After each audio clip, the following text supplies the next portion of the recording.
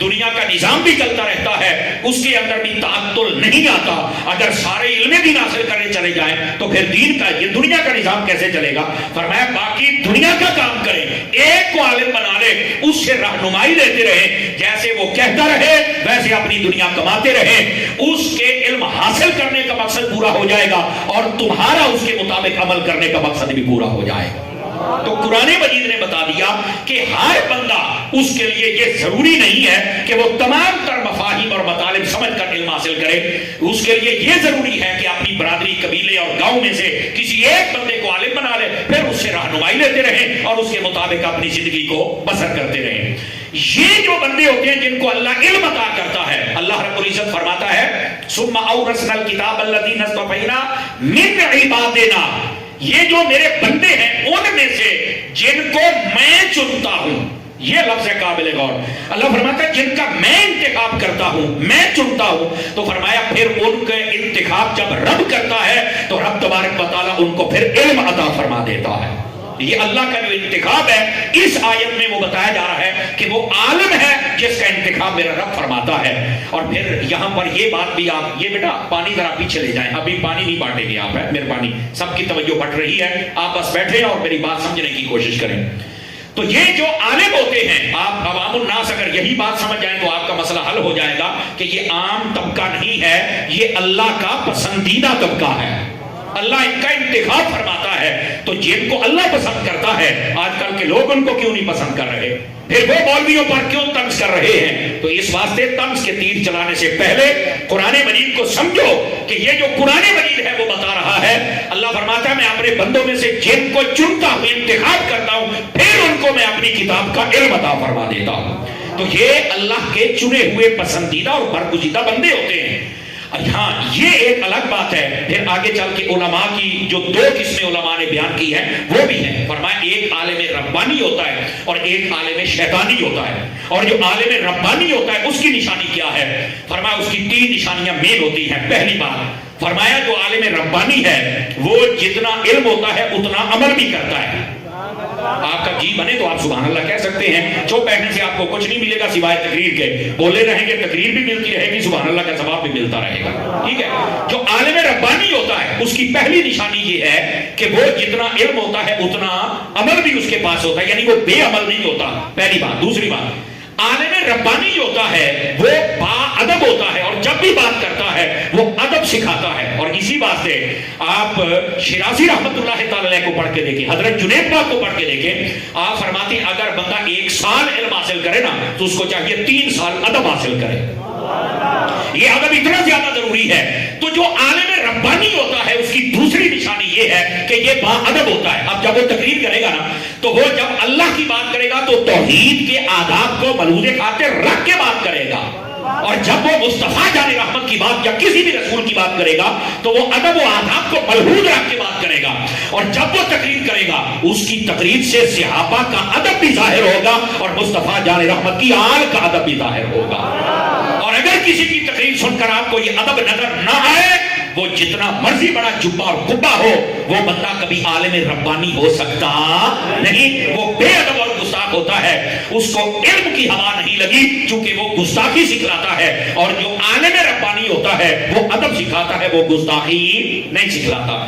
پہلی نشانی عالم ربانی کی یہ کہ وہ عمل والا ہوتا ہے، جتنا علم اتنا عمل ہوتا ہے، اور اسی کو علم نافع کہا گیا ہے۔ اور دوسری بات کہ جو عالم ربانی ہوتا ہے وہ ہمیشہ ادب سکھاتا ہے، اور صرف یہ نہیں، تھوڑی جی باریک گل ہے نو سمجھا جائے، وہ یہ نہیں کہ صرف ادب سکھائے گا اور چلا جائے گا، بلکہ اگر اس کو پتا چلے کہ یہاں کوئی بے ادب ہے تو اس کے سامنے پھر سینہ کر کے بھی کھڑا ہو جائے گا، اس کو جواب بھی دے گا۔ اور یہ سنت فاروقی ہے، توجہ فرما رہے ہیں آپ حضرات، یہ دفاع کرنا یہ سنت ہے۔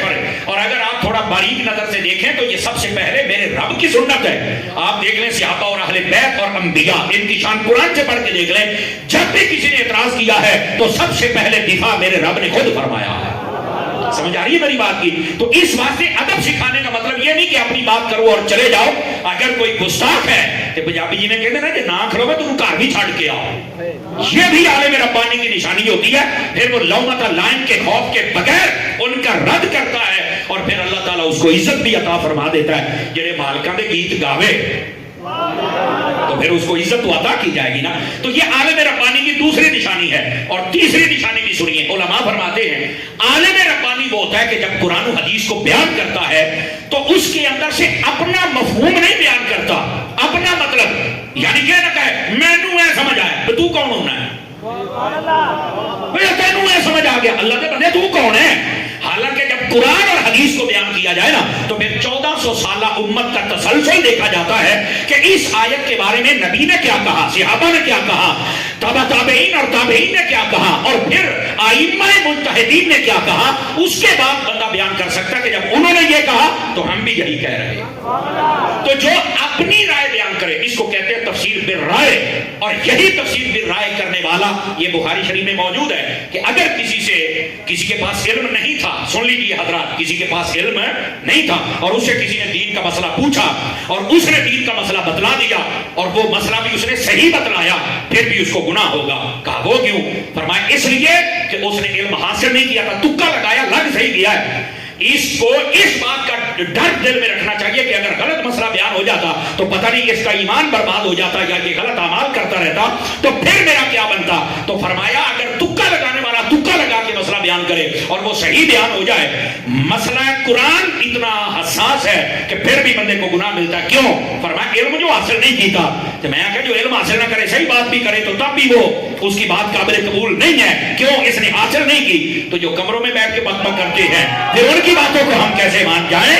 फिर मानना पड़ेगा कि तुम्हें इल्म हासिल करना पड़ेगा, उलमा के पास बैठना पड़ेगा, फिर जब तुम बात बयान करोगे वो अल्लाह भी कबूल फरमाएगा, अल्लाह के रसूल भी कबूल फरमाएगा।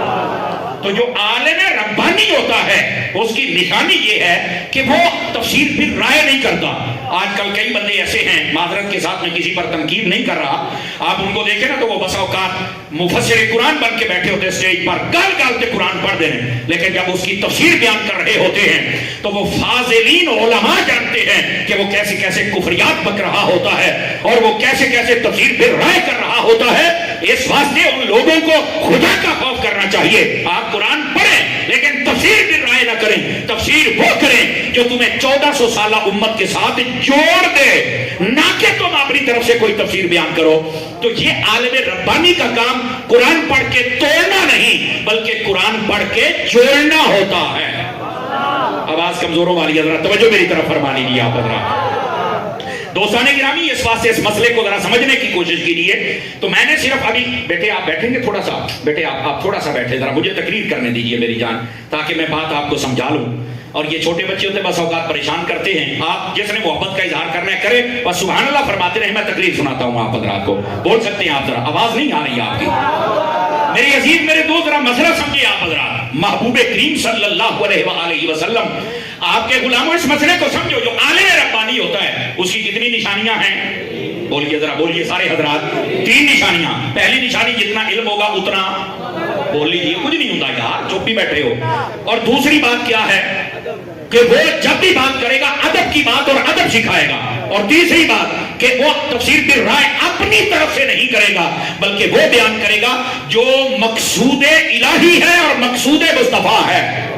जब उसको बयान करेगा तो ये बात काबिल कबूल होगी। अब बात समझ आ रही है आप सारे हजरात? तो ये आलिम रब्बानी होता है। अच्छा, फिर तीसरी बात, अब ये इस एतबार से दूसरी बनेगी, लेकिन हकीकत में तीसरी बात बनेगी कि फिर आलिम शैतानी कौन होता है?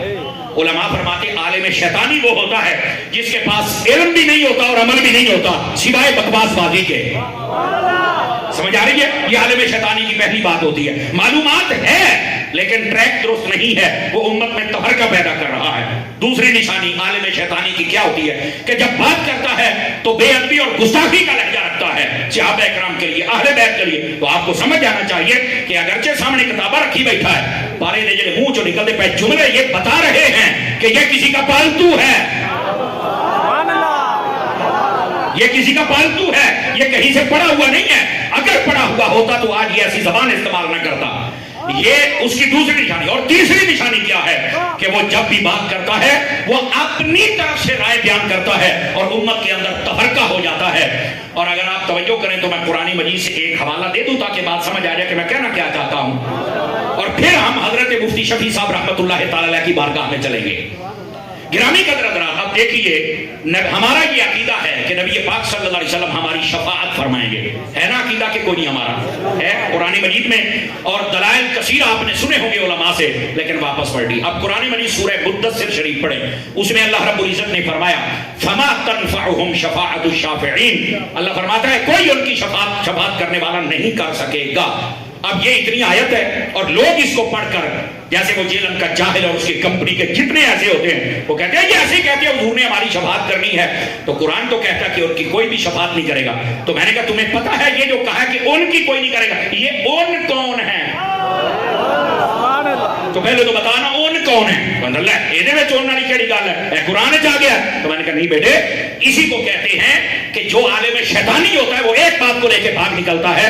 अगर इस आयत के सियाको सबाक को देखा जाए, माँ कबल व माँ बाद, इसी को पढ़ लिया जाए तो मसला हल होता है। अब ये आयत के पीछे आप देखें ना, तो आयत के पीछे जिन लोगों का जिक्र हो रहा है वो है जो क़यामत के मुनकिर है, वो है जो रब तबारक व तआला की कुदरतों के मुनकिर हैं। वकुन्ना नुकज़्ज़िबु बियौमिद्दीन हत्ता अतानल यकीन फमा तनफअहुम शफाअतुश शाफिईन। वो जो जहन्नम में जब जल रहे होंगे तो उनसे पूछा जाएगा कि तुम कौन हो, क्यों जहन्नम में जल रहे हो? तो वो वहां कहेंगे कि हम वो थे कि जो कुन्ना नुकज़्ज़िबु बियौमिद्दीन, हम आज के दिन का इनकार करते थे। क़यामत का इनकार करना ये दायरे इस्लाम से बंदे को खारिज कर देता है, ये जरूरियात दीन में से है। तो कहा कि ये बात काफिर की हो रही है कि जो क़यामत का मुनकिर है, अब उसने क़यामत का इनकार किया, काफिर हो गया। अल्लाह ने फरमाया इस काफिर की शफाअत कोई नहीं करेगा। और आगे क्या फरमाया, हत्ता अतानल यकीन, यहां तक कि मौत आ गई, और हम तो मौत को भी नहीं मानते थे। जो मौत का मुनकिर होता है वो भी दायरे इस्लाम से खारिज होता है। अब बात हो रही है काफिरों की कि जो मौत का भी मुनकिर है, जो क़यामत का भी मुनकिर है, फरमाया इनकी शफाअत नहीं होगी। अल्लाह फरमा रहे हैं कि काफिरों की शफाअत नहीं होगी। और ये जेलम वाले कहते हैं देखो अल्लाह कहता किसी दिन नहीं होएगी। ये मैं आख्या तेरे भड़कियां निकालू दी, तू है नहीं बेच रड़ गया है, जो नहीं फरमा रहे ना, रात इस बात को समझने की कोशिश करें ना। वो मेरे अजीब भाई, ये असल चोरी पकड़ने का ये असल तरीका कार होता है। बात हो रही है काफिरों की और ये कहता किसी दिन नहीं होनी, तो मैं कहा सीधा क्या अभी साड़ी को नहीं होनी, और रह गया सुन्नी, हमें पता है यार। मुस्लिम शरीफ में हदीस है, फरमाया वो बच्चा जिसका भी मुद्दत हमल पूरी ना हो, पहले ही जाया हो जाए, क़यामत वाले दिन अल्लाह फरमाएगा इसको जहन्नम में दाखिल किया जाए, सॉरी जन्नत में दाखिल किया जाए, तो वो बच्चा कहेगा भाई ताला मैं जन्नत में अकेला नहीं जाता, कच्चा बच्चा है, मुद्दत हमल पूरी नहीं है, तो वो जन्नत में नहीं जा रहा। मुस्लिम में हदीस है, मेरा रब फरमाएगा तू क्यों नहीं जाता, तो वो आगे पता क्या कहेगा, बारी ताला मैं दुनिया में उम्र नहीं गुजार सका कि माँ की शफकत हासिल करता, बाप का प्यार लेता, और यहां भी अकेला जन्नत में जा रहा हूं, मैंने तब तक नहीं जाना जब तक मेरे साथ माँ बाप ना आ जाए, मैं आज उनको जन्नत में लिए बगैर नहीं जाऊंगा। अल्लाह फरमाएगा फरिश्तों को कि आज इसकी बात की लाज रखो, इसकी शफाअत कबूल करके इसके माँ बाप को भी इसके साथ जन्नत अता फरमा दो। जिस रब की बारगाह में इतने छोटे बच्चे का ये मकाम है, वहां मोहम्मद मुस्तफा का मकाम क्या होगा? बात समझ आ रही है?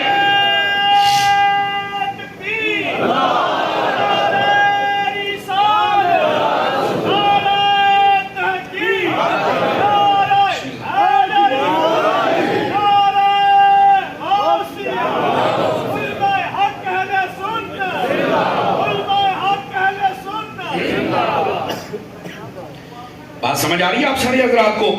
तो देखो बात हो रही है कि काफिरों की शफाअत नहीं होगी, और ये कहता है देखो किसी की शफाअत नहीं होनी। मैं क्या तू होता सीधा क्या भी साड़ी तो साढ़े भड़कियां नहीं को नहीं होनी, सीधी गल करना। इस कौम को क्यों दिमाग खराब कर रहा है? और ये कुरान में धांधली हो रही है। और अगली बात भी सुनिए, और ये बात है बड़ी समझने वाली, अगर थोड़ा सा ध्यान करें तो मिनट में समझ आ जाएगी। महबूबे करीम सल्लल्लाहु अलैहि वसल्लम आपसे एक शख्स ने सवाल किया, हुजूर ये बतलाइए क़यामत वाले दिन आप कितने लोगों की शफाअत करेंगे? तो मेरे नबी ने ये नहीं फरमाया क़यामत का दिन आएगा तो फिर देखेंगे, ये गैब के मामलात है मुझे नहीं पता ना, ऐसी बात नहीं। आपने फरमाया इन्नी अशफअ यौमल क़ियामत लि उम्मती लि अक्सर मिम्मा अला वजहिल अर्दि मिन शजरि व हजरि व मतर औ कमा क़ाल अलैहि सलाम। फरमाया लोगों क़यामत वाले दिन मैं इतने बंदों की शफाअत करूंगा, इतने तुम्हारी दुनिया पर दरख्त नहीं है, तो जरा अगर समझ आए तो बोले, इतने दरख्तों के पत्ते नहीं हैं और इतने तुम्हारे कंकर नहीं हैं जितनों की शफाअत करके मैं मोहम्मद उनको जन्नत में लेके चला जाऊंगा। अब नबी फरमा रहे हैं मैं इतनों की शफाअत करूंगा, और एक कहता कुरान में लिखा किसी की शफाअत नहीं होनी। ओ मैं क्या काफिरों की गल है, رہ گئی بات مسلمانوں کی تو نبی پاک صلی اللہ علیہ وسلم آپ نے فرمایا جو بندہ حج کر لے اللہ اس کا حج جب قبول کرتا ہے 400 بندوں کی شفاعت کر کے اپنی قوم میں سے وہ بندوں کو جنت کے اندر لے کے چلا جاتا ہے۔ ایک حاجی 400 بندوں کو لے کے جائے گا، اور حافظ کے بارے میں فرمایا 10 بندوں کی شفاعت کر کے جنت میں لے کے جائے گا، شہید شفاعت کرے گا، علماء شفاعت کریں گے، اولیاء شفاعت کریں گے۔ اور یہاں پر اتنی شفاعت کی باتیں، اور یہاں قرآن کی ایک آیت پڑھ کے یہ کہا جا رہا ہے میں قرآن چو داتا پہ ہاں سورہ مدثرہ اور یہ آخری ایتانے اور میں کہہ ہے یہاں کافران دے بارے مرے، یہی ہم کہتے ہیں کسی عالم کے پاس بیٹھتے تو وہ تمہیں بتاتا کہ ایک آیت پڑھ کے عقیدہ نہیں بنایا جا سکتا، باقی 6666 آیتیں بھی دیکھنی پڑتی ہے۔ اب دیکھیے یہ جو ہم آیت الکرسی پڑھتے ہیں اس میں اللہ نے فرمایا من الذی یشفع عندہ، فرمایا کون ہے جو اللہ کی بارگاہ میں کسی کی شفاعت کرے گا، مطلب یہ ایک للکار ہے، کون ہے جو شفاعت کرے گا، کیا مطلب؟ فرمایا کوئی نہیں کر سکتا، اور آگے پتہ کیا فرمایا الا باذنہ، مگر وہ کرے گا جس کو اللہ اجازت عطا فرمائے گا۔ تو میں نے کہا مجھے یہی بتا دے کہ اللہ اجازت کس کو دے گا؟ کہا جی وہ شہیدوں کا بھی ذکر ہے، حافظوں کا بھی ذکر ہے۔ تو میں کہا مر رہے تھے وہی تدافع پہ ہاں بھی یہ شہید اور حافظ شفاعت کر سکتے ہیں تو جس پہ نازل ہوا ہے وہ کیوں نہیں کریں گے؟ بلکہ میرے نبی نے یہاں تک فرمایا الصیام والقرآن یشفعان للعبد یوم القیامہ، فرمایا لوگوں یہ رمضان اور قرآن یہ قیامت والے دن آئیں گے اور تمہاری شفاعت کر کے تمہیں جنت میں لے کے چلے جائیں گے۔ میں صرف یہ دلیل دے رہا ہوں کہ جو عالم شیطانی ہوتا ہے پڑھتا قرآن ہے، ہر آیت بھی صحیح پڑھتا ہے، نمبر بھی صحیح بتاتا ہے، لیکن مطلب غلط بیان کرتا ہے، مسئلہ یہاں سے خراب ہوتا ہے، اور جب وہ مطلب غلط بیان کرتا ہے تو قوم الجھ جاتی ہے کہ ہم کس طرف جائیں۔ اس لیے تو یہ دو طبقے بن گئے، کچھ کہتے شفاعت ہونی ہے، کچھ کہتے نہیں ہونی، تو جنہاں کہتے نہیں ہونی ان کا پوچھ رہا قرآن ہوں کافرہ نہیں ہونی، تو یہ تو کافر ہے تو لا نہ رہا کہ ساڑھی کو نہیں ہونی تو یہ مسلمان ہے۔ تو پھر اچھا پھر اگلی بات بھی بتاؤں، ادھر دیکھیے گا، اس بات کا بھی لطف لے لے اگر آ جائے، آنا ضرور چاہیے۔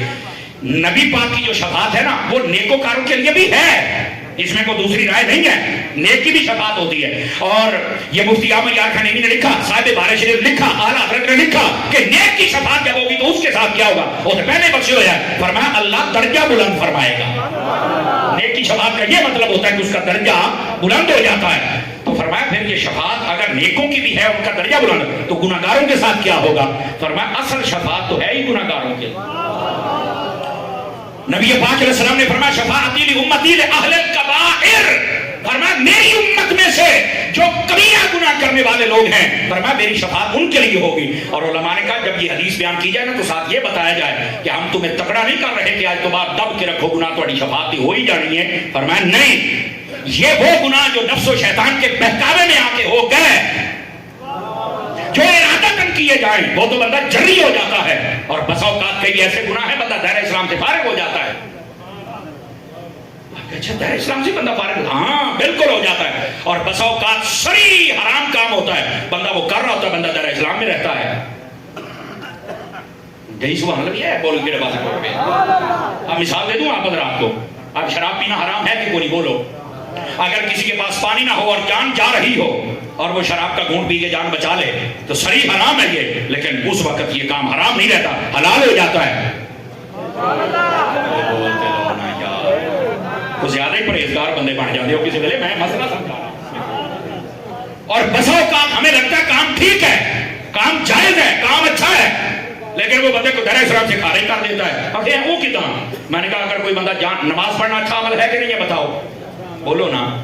تو اگر کوئی کہے میں پڑھنی ہے، میں بغیر وضو جان بوجھ کے بغیر وضو تو پڑھنی ہے، اب وہ نماز پڑھنے والا دائرہ اسلام سے فارغ ہو گیا، پڑھ نماز رہا ہے، کیوں کہ وہ جان بوجھ کر ان حدود کو کراس کر رہا ہے جو اللہ رسول نے منع کی ہے۔ سمجھ آ رہی ہے؟ تو اس کا مطلب کیا نکلا کہ بندہ اگر شریعت کے مطابق چلے نا، جملے نیچا سے لے آ جائے، بسا اوقات غلط کام بھی بندے کو ثواب دے جاتا ہے۔ اب آپ کہیں گے یہ غلط کام کا کیا مطلب؟ بھی وہ منع تھا لیکن شریعت کے مطابق چل رہے ہیں تو وہ ایک موقع ایسا آ گیا کہ وہ غلط کرنے پر بھی اللہ ثواب دے دیتا ہے۔ آپ کہیں گے یار یہ کیسے ہو گیا؟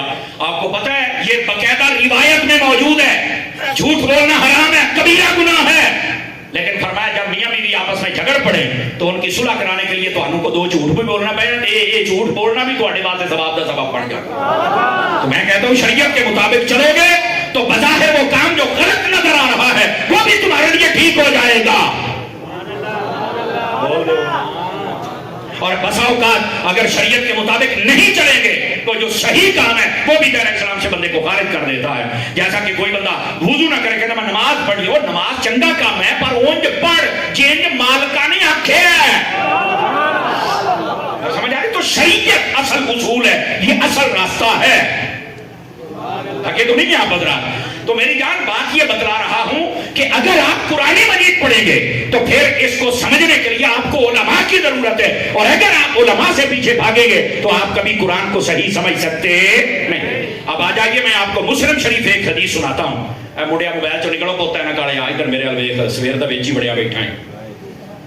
ایک تو موبائل لگے نے کیمرے جائے بھج کے ویڈیو اتنے ہی کلپ ہے، حضرت صاحب نے فلانے کی چھترول کر دی، فلانے کی نیٹ والے وہ بندے دے پتر بنیا کرو، یہ سمجھانا ساری ذمہ داری ہوتی ہے، پر تسی غلط جملے نہ لکھیا کرو۔ یہ چاہتے کہ ویورشپ تے تسی ڈالر کما کے آخرت دی لعنت بھی کماؤندے ہو، تو اس طرح نہیں کرنا چاہیے۔ تو یہ جتنے یوٹیوبر ہیں ان کو بیماریاں ہوتی ہیں، تو یہ پیغام دور تک جائے گا، اچھے انداز سے جانا چاہیے کہ ہم جس کو سمجھاتے ہیں اس کا بھلا کر رہے ہیں، کہ نہیں دوروں آج گیا ہے کہ ساڈی سن لے، بولو نا سبحان اللہ پیار کے ساتھ۔ تو اس بات سے یہ بڑی عجیب و غریب جملے لکھ دیتے ہیں کہ فلانے دی چھترول، فلانے دی چھترول، وہ پھر لوگ کی کہتے ہیں بھی شاید سارے دی چھترول ہی کرتا ہے۔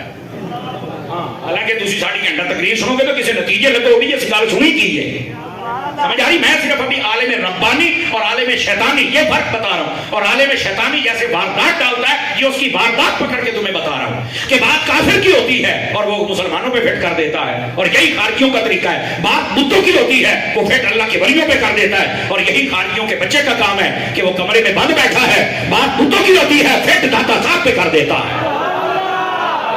سمجھ آ رہی ہے میری بات کی؟ تو اس بات سے جزاک اللہ، اس بات سے ہمیں سمجھنا چاہیے کہ ہم نہ خارجی ہے نہ رافضی ہے، ہم کون ہیں؟ سنی مسلمان ہیں، جزاک اللہ۔ اور یہ سنی مسلمان جو ہوتا ہے یہ اصل حقائق کو پڑھ بھی سکتا ہے، بیان بھی کر سکتا ہے۔ مسلم شریف سے حدیث سنا دوں اگر آپ کی توجہ ہو تو، بولیے ذرا سناؤں میں یہ حدیث شریف؟ ادھر دیکھو سارے میرے حال میں پھر تم حدیث سناواں۔ نبی پاک صلی اللہ علیہ وسلم کے صحابی ہیں جن کا نام ہے حضرت جابر بن عبداللہ انصاری رضی اللہ تعالی عنہ۔ یہ حضرت جابر بن عبداللہ انصاری ایک دن مسجد نبی شریف میں بیٹھ کر درس قرآن دے رہے تھے۔ نبی پاک پردہ فرما چکے تھے۔ آپ کی توجہ پھر دائیں بائیں ہو رہی ہے، میں چاہتا ہوں تھوڑا توجہ کیجیے۔ مسلم شریف میں روایت ہے، آپ درس قرآن دے رہے ہیں نا، تو درس قرآن دیتے ہوئے جیسے آپ بیٹھے ہیں، کوئی بھی ایسا ویسا بیٹھو، ہمیں تو نہیں پتا ہوتا کیسے بیٹھے ہیں، اللہ کرے سارے چنگے دانے ہون، لیکن بسوں کہتا ہوں نا بھی سن دے مولوی کی کہندا، تو میں کہا کان کھول کے سن کی کہندا ہے، توجہ کرنا۔ تو وہ نا حضرت پیر صاحب میں آپ کی بھی توجہ چاہ لیتا ہوں۔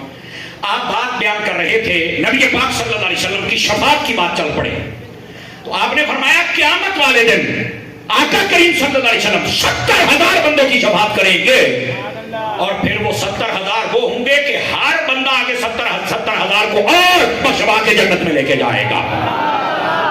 اب جب یہ بات یہ بیان کی نا تو ایک منڈا بھی چوک نے کہا حضرت میں سوال کرنا ہے۔ آپ نے کہا کیجیے بھائی، مسلم شریف ہے۔ اور یہ حضرت یزید الفقیر رحمت اللہ تعالی علیہ، آپ کا نام وہاں پر مینشن ہے، یہ آپ نے اس روایت کو بیان کیا ہوا ہے۔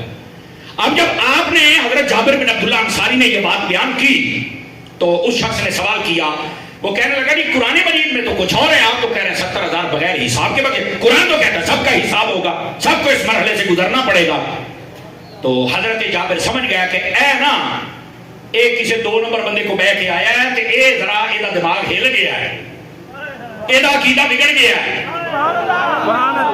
آپ نے نا قرآن مجید بند کر دیا اور اسے کہا کہ ذرا وہ آیت پڑھنا کون سی ہے جو تجھے سمجھ آئی ہے۔ اس نے پتا کون سی پڑھی، وَإِن مِّنكُمْ إِلَّا وَارِدُهَا كَانَ عَلَىٰ رَبِّكَ حَتْمًا مَّقْضِيًّا۔ اس نے یہ آیت پڑھی، اس نے کہا جی اللہ رب العزت فرماتا ہے ہمارا حتمی فیصلہ ہے، ہم نے یہ فیصلہ کر دیا ہوا ہے۔ توجہ ہے جی حضرات، کیا کہ یہ جو سارا مرحلہ ہے، یہ میزان والا، یہ پل صراط والا، یہ اعمال تلنے والا، یہاں سے گزرنا پڑے گا۔ وَإِن مِّنكُمْ إِلَّا وَارِدُهَا كَانَ عَلَىٰ رَبِّكَ حَتْمًا مَّقْضِيًّا، تیرے رب کا حتمی فیصلہ ہے، ہر بندے کو اس مرحلے سے گزارا جائے گا۔ اب سوچئے ذرا، اب وہ قرآن کی آیت پڑھ رہا ہے، کہنا نہیں قرآن ہے، ہر بندے نو صاحب دے تسی کہندے بغیر صاحب تو بخشیا جائے گا تے تسی ایویں مرزے دی گل سن کے پریشان قرآن پڑھدا ہے سیابی دے سامنے بھی جنے پڑھیا سی قرآن ہی پڑھیا سی سبحان اللہ یہ کوئی نواں کام نہیں ہے آپ ذرا جواب سنیے حضرت جابر بن عبداللہ انصاری نے سنا نا تو سن کے مسکرا پڑے آپ نے فرمایا او کاکا او یا ایک آیت پڑھی ہو یا اور بھی قرآن آؤں گئی اب یہ بات سمجھیے ذرا جن کا کیا مطلب فرمایا قرآن کی یہ آیت تو تم نے پڑھ لی کہ ہر بندے کو اس مرحلے سے گزرنا پڑے گا تو کیا یہ قرآن کی یہ کی آیت ہے باقی قرآن بھی ہے کہا ہے تو فرمایا اور پڑھ ہو سکتا ہے اللہ نے کسی کو استثنائی صورت بھی دی ہو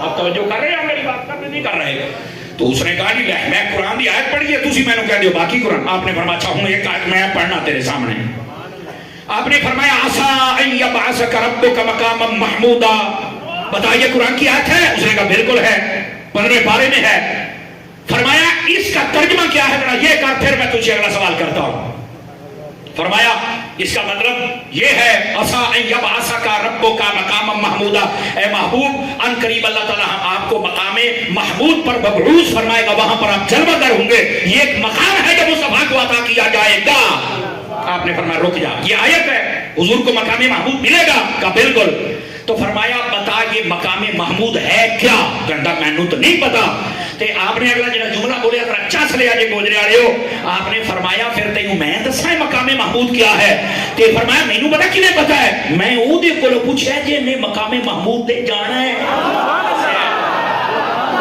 یہ اس مصطفیٰ نے بتایا ہے ہن میں دساں مقام محمود کیا ہے اس نے کہا جی حضرت آپ بتائیں گے تو بڑی اچھی بات ہو جائے گی انہوں نے ساجدہ نہیں تھی چونکہ وہ تو باہر سے آیا تھا اور پتہ نہیں کسی خارجی نے اس کا ذہن بنا دیا کہ کوئی شفاعت نہیں ہوگی اور یہ جو سامنے ہے یہ رسول اللہ کا شاگرد ہے نبی پاک سے ڈائریکٹ پڑھنے والا ہے اب انہوں نے کہا جی آپ بتائیے پھر آپ نے فرمایا دیکھو جو تم بات کر رہے ہو اب ادھر دیکھو جو تم بات کر رہے ہو کوئی بھی تیری بات ماننے کے لیے تیار نہیں ہے اور جو میں کروں گا یہ سارے اس کی تصدیق کریں گے آپ نے سب صحابہ سے کہا ہے صحابہ بتاؤ نبی پاک نے جو فرمایا کہ یہ مقام محمود اللہ مجھے عطا کرے گا تو کیا ہم نے پوچھا نہیں تھا نبی پاک سے کہ حضور مقام محمود کیا ہے تو کیا نبی پاک نے کہا نہیں تھا کہ مقام محمود وہ ہے جہاں پر کھڑے ہو کر میں اپنی امت کی شفاعت کروں گا اور اللہ تعالیٰ مجھے اجازت دے گا کہ یہ 70,000 لوگ ہیں ان کی شفاعت کر کے ان کو جنت میں لے کے چلے جاؤ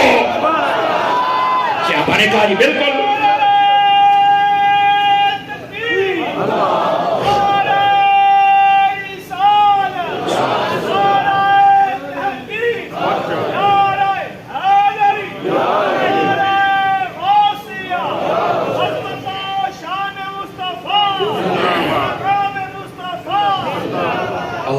اکبر حضرات گرامی توجہ ہے آپ سب حضرات کی آواز ذرا سبحان اللہ اتنی کہیں کہ پیر صاحب تک آواز آ جائے ذرا بولیے سبحان اللہ اس انداز کے ساتھ ضرور بولا کریں اب حضرت جابر بن عبداللہ انصاری رضی اللہ تعالیٰ عنہ آپ نے جب یہ فرما دیا تو پھر ہوا کیا اب وہ بندہ چپ ہو گیا کہنے کا اچھا یہ مقام محمود ہے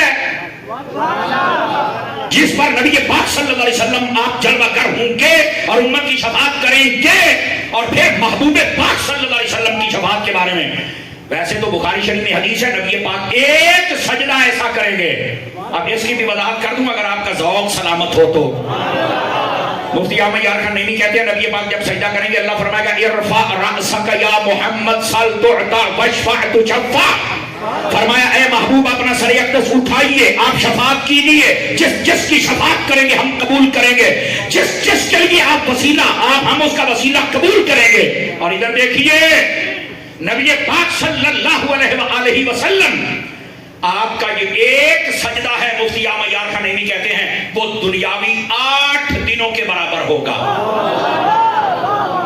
صدقے جامع جڑے چوک بیٹھے دنیاوی 8 دنوں کے برابر ایک سجدہ ہوگا اور فرمایا اللہ کی ایسی ہم تو ثنا بیان کریں گے رب خود فرمائے گا سونیا اے سجدہ کر کے تو میں نے راضی کر چھڑیا پر ہوں سیر چکے نا میں تیرے تے راضی ہو گیا آج مانگنا کی منگنے فرمایا حبیب جو مانگو گے ہم عطا فرمائیں گے تو یہ محبوب پاک علیہ السلام کا ایک سجدہ دنیاوی 8 دنوں کے برابر اور پھر حضور یہاں شفاعت کریں گے کتنے ہزار بندوں کی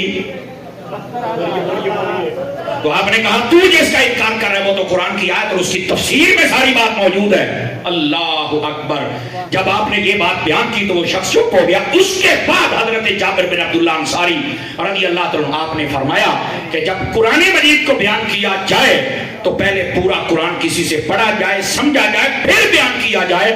چونکہ جو قرآن مجید اپنی مرضی کے مطابق پڑھتا ہے تو وہ کبھی بھی نتیجے پر پہنچ سکتا نہیں. تو آپ میری جان پریشان نہ ہوا کریں کہ جناب یہ قرآن پڑھ رہا ہے, نمبر بتا رہا ہے, سورت بتا رہا ہے. بھائی سورت کا نمبر بھی ٹھیک ہے, آیت کا نمبر بھی ٹھیک ہے, سپارے کا نمبر بھی ٹھیک ہے, لیکن جو مطلب بیان کر رہا ہے میری جان وہ غلط مطلب بیان کر رہا ہے. اس لیے مرزے سے اتنا متاثر ہونے کی ضرورت نہیں ہے. نمبر بھی ٹھیک ہے, حدیث بھی ٹھیک ہے, متن بھی ٹھیک ہے, مطلب غلط بیان ہوتا ہے. مطلب جب سمجھے سمجھائیں علماء سے تو سارے اشکالات دور ہو جایا کرتے ہیں. اگر آپ توجہ کریں تو ایک حدیث بھی سنا دوں آپ حضرات کو تاکہ مسئلہ حل ہو جائے. اب دیکھیے نبی پاک صلی اللہ علیہ وسلم آپ نے ارشاد فرمایا. اب میں صرف آپ کو عالم شیطانی کی صرف نشانیاں بتا رہا ہوں اور جن کا ہم ذکر کر رہے ہیں. علامہ مفتی شفیع صاحب رحمۃ اللہ علیہ وہ عالم ربانی تھے. یہ وہ ہستی جنہوں نے ساری زندگی فروغ علم کے لیے اپنی زندگی کو وقف کر دیا. اور میں سمجھتا ہوں کہ یہ نقش بندیوں کا چراغ تھا اور پیر چراغ علی کا چراغ تھا. اور ایسا چراغ بھائی جو پہلے ہی علی کا چراغ ہو تو ان کی روشنی کو کون کم کر سکتا ہے. اس روشنی کو جب ایک چراغ کی صورت میں ٹوبا ٹیک سنگھ کو عطا ہوا تو پھر ان کا نام بھی آب حیات رکھ دیا گیا. اور بہت سارے کم لوگ ہیں جنہوں نے دین کے لیے اور بالخصوص نظام مصطفیٰ کے لیے محنت کی. پاکستان میں مجھے دو بندوں کے بارے میں معلوم ہے. ایک علامہ عبدالستار خان صاحب نیازی رحمۃ اللہ علیہ, انہوں نے ارادہ کیا ہوا تھا نیت کہ جب تک میرے ملک میں نظام مصطفیٰ قائم نہیں ہوگا میں کبھی شادی نہیں کروں گا. اتنی محنت کی دن رات. کہتے ہیں کہ میں شادی تو کر سکتا ہوں, حضور کی سنت ہے, پر میں حق حقوقی ادا کرتا رہا تو پھر یہ محنت کون کرے گا. علامہ عبدالستار خان صاحب نیازی نے شادی نہیں کی, فرمایا جس دن نظام مصطفیٰ قائم ہو گیا اس دن ہم شادی کریں گے. اور پتہ ہے اس جنے نے کتنی محنت کی تھی. کوئی دن اور رات ایسا نہیں ہوتا تھا جب یہ بندہ جلسہ یا میٹنگ نہیں کرتا تھا. اور جب مدینہ شریف میں جاتے تھے تو اس دن اسپیشل تیاری کر کے بہت بڑی تورے والی پگڑی باندھ کے تو پھر حضور کی بارگاہ میں سلامی کے لیے. ویسے 7 فٹ تک جوان سی. تو جب آپ جاتے تھے تو ایک دن ایک درویش نے پوچھ لیا, اس نے کہا جی فلاں ایک بادشاہ آتا تھا, یہاں میں نے ہسٹری پڑھی ہے, تو جب آتا تھا تو فقیرانہ لباس پہن کے آتا تھا اور آگے کہتا تھا حضور بادشاہ میں اوتھے آئی تھے نہیں, یہاں میں آپ کے در کا فقیر ہوں آئی تھی کرتا تھا, اور آپ جب آتے ہیں تو نیا کپڑا کاٹن کا سوٹ ایڈی تورے والی پگڑی بن کے ہوتے ہو.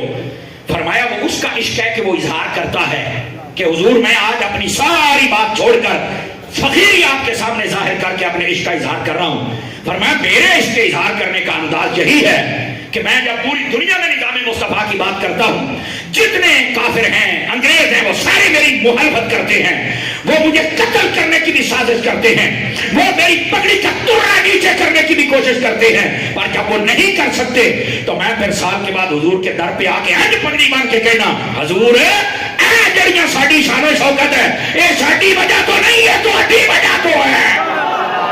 دیکھو حضور تہاڈا غلام کتنی ٹھاٹھ نال آیا تہاڈی بارگاہ دے اندر.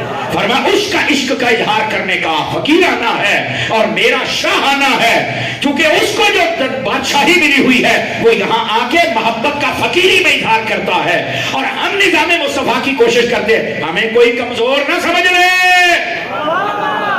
ہم یہاں آ کر اپنے پوری بادشاہی کا اظہار کرتے ہیں کہ حضور ساریاں ٹھاٹھاں تہاڈی وجہ دے نال سانو عطا کیتیاں. ایک یہ بندہ جس نے شادی نہیں کی, اور دوسرے مفتی شفیع صاحب رحمۃ اللہ تعالی علیہ تھے, انہوں نے بھی ساری حیاتی شادی نہیں فرمائی تھی. سمجھ آ رہی ہے, ساری زندگی اپنا ایک ایک دن وقف کر دیا تھا دین متین کی خدمت کے لیے. آج یہاں پر بھی کئی حضرات بیٹھے جنہوں نے ان کی زیارت کی اور چند دن شرف تلمذ حاصل کیا. کیا وہ بندہ درویش تھا, صوفی تھا؟ یقین کیجئے یہ جو آج میٹھی میٹھی باتیں کر کے آپ کو چھوٹے چھوٹے کلپ اور سجے کھبے ہیں, آپ کبھی مفتی شفیع صاحب کے پاس بیٹھیں, ایسا سیدھا بندہ جو بات ہے ٹو دی پوائنٹ جواب ہے, اللہ اللہ تے خیر اللہ, منافقت والی بولی کوئی نہیں. کیوں حضرات جی ایسا ہے کہ نہیں ہے؟ مجھے 3 مرتبہ ان سے ملاقات کا موقع ملا ہے, 3 مرتبہ. اور یقین کریں جب بھی ملاقات کی پہلی مرتبہ جب پتا چلا کہ یہ فیصل آباد میں پڑھ رہا ہے اور عالم بن رہا ہے، میں نے بتایا دعوت اسلامی میں تو بڑے خوش ہوئے. سمجھا کہ آپ اس وقت پیدل واک کر رہے تھے اسکول کے قریب، تو میں گزر رہا تھا. اچھا اس وقت مجھے نہیں پتا تھا کہ یہ یہاں کے عالم دین ہیں اور اتنے بڑے عالم دین ہیں. تو جس دوست کے ساتھ میں جا رہا تھا وہ بھی طالب علم تھا. اس نے کہا بھی مفتی شفیع صاحب رحمۃ اللہ پر ایک بار پھر ہاتھ چومی ہے. تو میں نے بر روڈ ہی وہاں پر کھڑے ہو کر ہاتھ چومے، دعائیں لی، اور اس کے بعد پھر 2 مرتبہ مزید، 1 مرتبہ ان کے پاس چل کے اور 1 مرتبہ اور محفل میں بس تھوڑی سی دیر کے لیے ملاقات ہوئی. اور یقین کریں بڑے بڑے مولوی ڈرتے تھے اس جنے کے سامنے تقریر کرنے لگے. کئی مولوی چل تینوں پتہ ہی کوئی نہیں، تو فلانی ہے غلط پڑھنا تو کرنا. آج کہتے نہیں چپ کر کے بیٹھے رہو، بعد گل کر لیا جائے. 2 فرماؤں سر بعد کیوں ایک خرچہ اتنے مارتا پیا ایسی تو بعد دسیے. آج جب سے یہ مزاج ختم ہوا ہے کہ آج دیکھ لو جنہوں نے کھ نہیں پڑھیا وہ بھی ساڈے اتنے شہزادہ اہل سنت بن کے نچن ڈے نے. میں کہا جی وہ شہزادہ کیا بات، واقعی تو شہزادہ ہے. توجہ فرما رہے آپ حضرات، جو جانتے پاگل ساڈے اتنے مسلط ہو گئے اور جناب انہوں نے جناب اہل سنت کا شہنشاہ بادشاہ پتہ نہیں کی بناتا. حالانکہ نہ ان کو پتہ ہے ہم نے بد مذہبوں کے ساتھ تعلق کیسے رکھنا ہے، بیٹھنا کیسے ہے. انہوں کا بس نہیں چلتا، رشتہ داریاں کرنے تیار نے. یہ بھی اہل سنت کے تھام پڑے جے بلے آئی تو ساڑیاں گلہ نے جڑیاں لوگوں کو کھا جاندیاں نے. لیکن بات یہ بتلا رہے ہیں بھائی آپ سننی رہیں. کسی مفاد عامہ کے مقصد کے لیے کہیں جمع ہونا پڑ جائے تو وہ ایک الگ مسئلہ ہے. لیکن بندہ پھر حمایتاں کرے تو پوسٹاں چھاڑے تے بندہ پھر جناب شادیاں تے سدے تے بیاواں تے سدے تے دعوتاں کھاوے تے لعنت نہیں ہے. کیا نبی پاک نے یہ نہیں فرمایا؟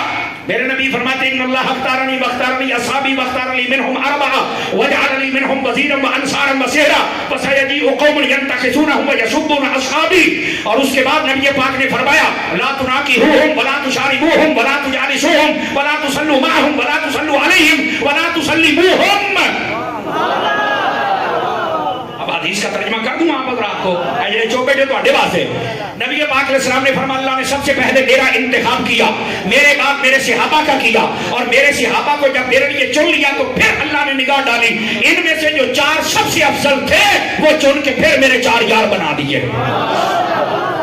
اور اس کے بعد فرمایا کچھ کو میرا وزیر بنا دیا، کچھ کو میرا رشتہ دار بنا دیا، کچھ کو میرا مددگار بنا دیا. دوڑے تمہیں کے سن دیو کبھی حدیثاں بھی سن لیا کرو. اور اس کے بعد ارشاد فرمایا ان قریب ایک قوم آئے گی جو میرے صحابہ میں نقص نکالے گی، گالیاں دے گی، عیب نکالے گی. فرمایا تب تم ہم نے کیا کرنا ہے؟ میرے نبی نے فرمایا نہ ان سے نکاح کرنا ہے، نہ رشتہ دینا ہے، نہ لینا ہے، نہ ساتھ بیٹھ کے روٹی کھانی ہے، نہ روٹی پکا کے ڈالنی ہے، اور نہ ہی ان کو سلام کہنا ہے، نہ سلام کا جواب دینا ہے.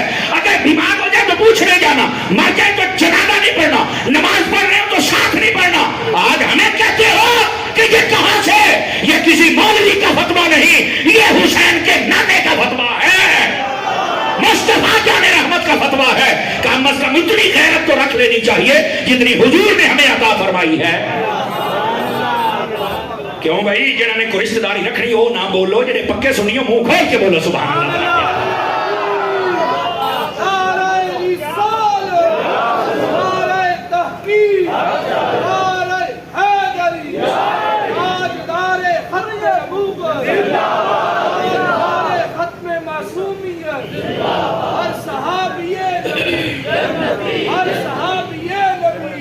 بھائی توجہ ہے حضرات، جس کی توجہ ہے ذرا سبحان اللہ فرمائے نا. جو کئی چوک بیٹھے ہیں جناب حوصلہ کیا کریں آپ حضرات. دیکھیں یار نبی پاک کا فتویٰ ہے، اس کے مطابق کون مولوی پیر نقیب ناتھ خان پورا آتا ہے اسے قبول کر لینا نہیں ہے. پرانجا جو ان کا نہیں وہ ہمارا پیر، اتنی سی بات ہے. اور سانو ایک پیار دیا پنگا چڑھاؤ دی پئی ہے. اور پھر اتنا کچھ ہونے کے باوجود اگر ہم آنکھیں بند کریں تو پھر وہ صرف کبوتر والا حال ہے جڑے بلی نو ویکھ کے اکھاں بند کر دیا، مر رہے انہیں کھا تو تیری جانے پر اکھاں طرح بند کر.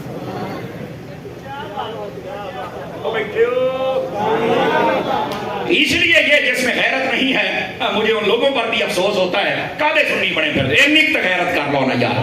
تو اتنی غیرت ہمارے اندر ہونی چاہیے. بہرحال بات دور نہ چلی جائے، ذرا واپس پلٹی. تھکے تو نہیں ہیں آپ؟ محبوب پاک صلی اللہ علیہ وآلہ وسلم کے غلاموں، یہ وہ باتیں ہیں جو سمجھنا ضروری ہیں.